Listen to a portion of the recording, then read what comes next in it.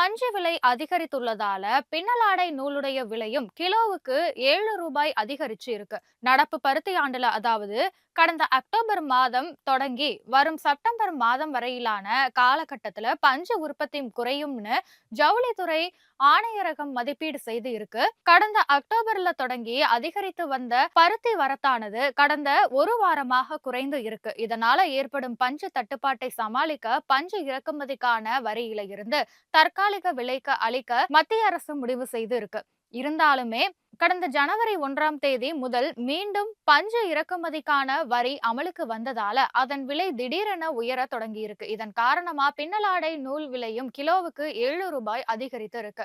இந்த சூழ்நிலையில இந்த வருடமும் பருத்தி உற்பத்தி குறையும் என கணக்கிடப்பட்டு இருப்பதால உள்நாட்டு தேவையை பூர்த்தி செய்வதில் பெரும் சிக்கல் ஏற்பட்டு இருக்கு. பஞ்சுக்கு ஏற்பட்டிருக்கும் தட்டுப்பாடு காரணமாக அதன் விலை தொடர்ந்து அதிகரிக்க வாய்ப்பு உள்ளதாக பின்னலாடை நிறுவனங்கள் சங்க நிர்வாகிகள் தெரிவித்து இருக்காங்க.